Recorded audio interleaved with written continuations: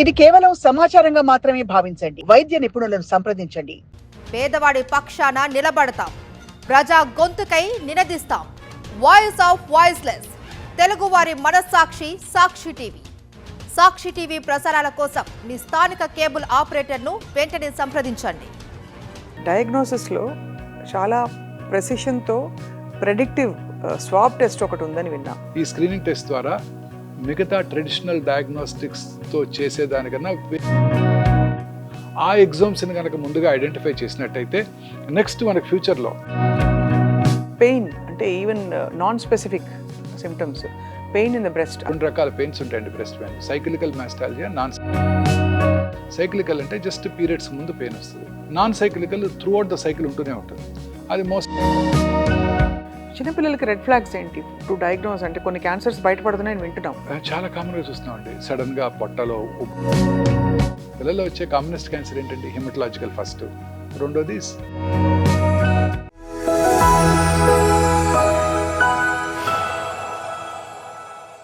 అందరికీ నమస్కారం. Welcome to Sakshi life. Omega group of hospitals అనగానే అందరికీ తెలుసు, క్యాన్సర్ కేర్లో అగ్రగామిగా అసలు చాలా మందికి ట్రీట్మెంట్ చేస్తూ కొత్త కొత్త విషయాన్ని కనుగొన్నారు. We have with us the one and only doctor Mohan Vamsi గారు. సార్ నమస్కారం. చాలా సార్, అసలు I think this is very చాలా యునీక్ మెథడాలజీస్ వచ్చాయి ఇన్ డయాగ్నోసిస్ అని తెలుసుకోవడం అయితే చాలా బాగుంది. ట్రీట్మెంట్ కూడా మనకి ఇప్పుడు అడ్వాన్స్మెంట్స్ ఎలా వచ్చాయంటే లాప్రోస్కోపిక్గా అన్ని చాలా మినిమలీ ఇన్వేసివ్గా కూడా క్యాన్సర్ని సర్జికల్గా రిమూవ్ చేయగలుగుతున్నాము. రేడియేషన్ థెరపీలో అనేక న్యూయర్ అడ్వాన్సెస్ వచ్చాయండి. ఇక future is artificial intelligence madam. Future is artificial intelligence. మీరు నమ్మండి, ఇక కొన్నేళ్ల తర్వాత మీరు నా ప్లేస్లో ఒక రోబోని ఇంటర్వ్యూ చేస్తుంటారు. అబ్బా, 100%. ఒక రోబోయే మిమ్మల్ని ఇంటర్వ్యూ చేయొచ్చు కూడా సార్? చేయవచ్చు, అది కూడా చేయవచ్చు. అంత పాపులర్ అయితే రోబో కూడా. ఈ న్యూరాలింక్ పెట్టుకున్న surgeon best of the surgeons కన్నా బాగా ఆపరేట్ చేస్తారు. నిన్ననే ఒక న్యూస్ ఐటమ్ చూసారా? న్యూరాలింక్ పెట్టుకున్న ఒక ఆవిడ తన కళ్ళతో రాయగలిగింది, చూపించగలిగింది. తర్వాత అనేక రకాలు. ఇప్పుడు ఆల్రెడీ మా హాస్పిటల్లో ఇప్పుడు రేడియోలాజికల్ ఇన్వెస్టిగేషన్స్, మ్యామోగ్రామ్ చేసామనుకోండి, రేడియాలజిస్ట్ రిపోర్ట్ చేయకముందే ఆర్టిఫిషియల్ ఇంటెలిజెన్స్తో 40 సెకండ్స్లో మీకు రిపోర్ట్ వచ్చేస్తుంది. రేడియాలజిస్ట్ టైర్ అయిపోయి ఎగ్జాస్ట్ అయిపోయి కొన్ని ఏమైనా మిస్ అవ్వచ్చేమో, కానీ ప్యాటర్న్ ఏఐ మిస్ అవ్వదు. ఎందుకంటే మిలియన్స్ ఆఫ్ ఆర్టికల్స్ ఆ ఆర్టిఫిషియల్ ఇంటెలిజెన్స్ పరికరంలోకి ఫీడ్ చేయబడ్డాయి.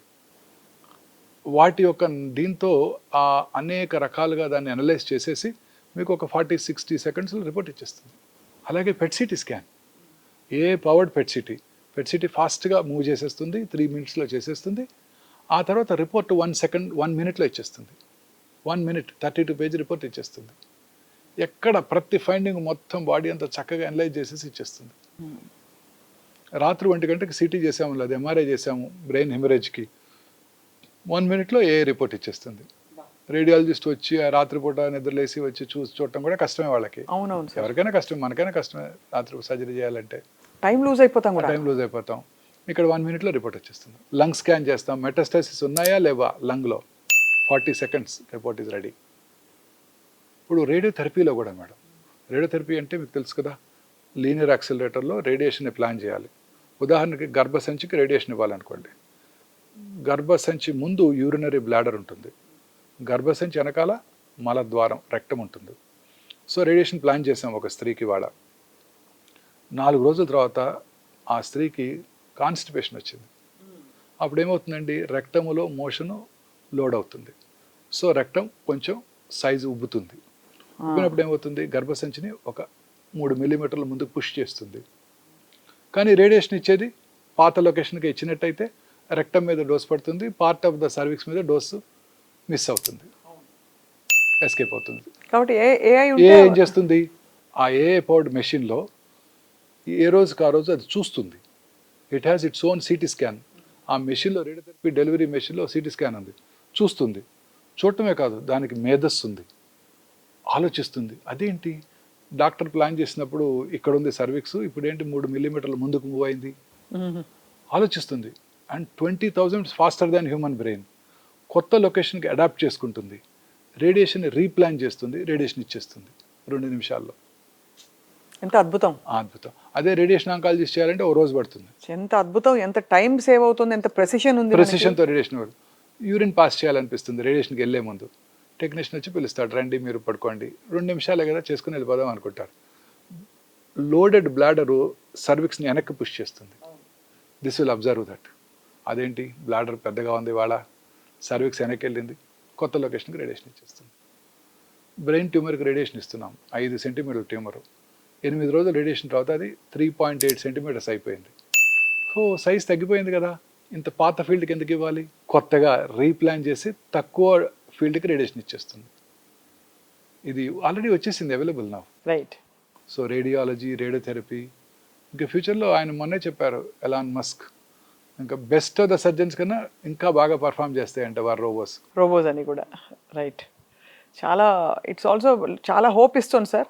అయితే మీరు అన్నట్టు మా అందరికీ పని లేకుండా పోతుంది, నేను రిటైర్ అయిపోతాను అనుకోండి, పిల్లలు మీరు ఆల్రెడీ బోల్డ్ మంది అఫ్ కోర్స్ పిల్లలు అన్నారు, బట్ పిల్లలు వాళ్ళకి చాలా కష్టం అయిపోతుంది. ఇప్పుడు కొత్తగా ఎంబీబీఎస్ చేసే వాళ్ళకి ఒక పీజీ రేడియాలజీ పీజీ మానేసి వెళ్ళిపోయారు. ఇది చూశాక అదే ఇది ఫ్యూచర్లో ఇక్కడ పెట్టారు, ఫ్యూచర్లో మా పరిస్థితి ఏంటని. అంతే కదా సార్.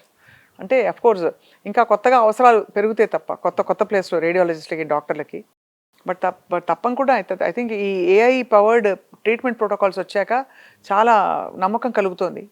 ముందు treatment is going to be easy and breezy అని. సో ఇదివరకు అయితే క్యాన్సర్ అనగానే ముందు ఒళ్ళంతా నీరు గారిపోయి ఒకలాంటి బాధతో వచ్చేవారు. ఇప్పుడు మొన్న ఒక చాలా ప్రముఖ వ్యక్తి సార్, వారి పేరు తీసుకోలేను, ముందు రోజు ప్రోగ్రామ్ అయింది, చాలా పెద్ద వ్యక్తి ఆవిడ. Next day she went for her 4th round chemotherapy, lung cancer అని. ఆడుతూ పాడుతూ అక్కడ కీమోథెరపీ తీసుకుంటూ ఆవిడ వర్క్ చేసుకుంటున్నారు. Very nice. అంత స్పోర్టివ్గా ఆవిడ ఫోటోగ్రాఫ్ పంపిస్తే very inspiring sir. Very inspiring అండి, అలాంటి చాలా ఇన్స్పైరింగ్గా ఉంటాయండి, చాలా మంది చేస్తుంటారు అలా. ఈ పిల్లలండి ముందు మనం చూసిన మనీషా కొయిరాలా, సోనాలి బింద్రే, మమతా మోహన్ దాస్, హంసా నందిని, యువరాజ్ సింగ్. అవును సార్. 3rd స్టేజ్ క్యాన్సర్ని గెలిచి క్రికెట్ ఆడి వరల్డ్ కప్ని మన గెలవడంలో సహాయపడి ఇప్పుడు అనేక రకాలుగా మొన్న మధ్య ఇంగ్లాండ్లో చారిటీ ప్రోగ్రామ్ కండక్ట్ చేసి టెస్టిక్యులర్ ట్యూమర్ క్యాన్సర్ పేషెంట్స్కి ఫండ్ కలెక్ట్ చేస్తున్నారు ఆయన. ఆమె ఇంకొక అమ్మాయి ఆమె లీజా రే, తెలుగులో మహేష్ బాబు గారితో యాక్ట్ చేశారు, సినిమా పేరు ఏదో గుర్తురావట్లేదు. వారు ఆ సినిమా అయిపోయిన తర్వాత వారికి she had multiple myeloma. She went to Canada and had bone marrow transplantation, recovered completely, and now చాలా బుక్స్ రాశారు, వాటి మీద రాయల్టీ అంతా కూడా షీఈస్ డొనేటెడ్. అనేక రకాలుగా ఫ్యాషన్ షోస్ చేస్తున్నారు. ఇన్ఫాక్ట్ బ్రిటిష్ మహారాజు గారు ప్రిన్స్ చార్ల్స్, అలాగే వారి కోడలు కేట్ విలియమ్స్, వారు కూడా ఇద్దరు క్యాన్సర్తో ఎఫెక్ట్ అయ్యారు. చూడండి, ఇద్దరు కూడా చక్కగా ప్రోగ్రామ్స్లో పార్టిసిపేట్ చేస్తున్నారు. He received our prime minister recently, mister Prince Charles, his highness, and Princess Kate కూడా, she participated in several programmes after 1 year after treatment. These are all stories of great hope and strength sir. And మీలాంటి వారు ఎప్పటికప్పుడు రిలెంట్లెస్గా work చేస్తూ చాలామందికి hope and treatment, అద్భుతమైన treatment ఇచ్చి బతికిస్తూ మీ కూడా యూర్ ఏంటి torch bearer of hope and light in the society sir. Thank you ma'am. Doctor Mohan Vamsi garu, ఎప్పుడు ఎన్నో ఏళ్ళ నుంచి మిమ్మల్ని చూస్తున్నాం.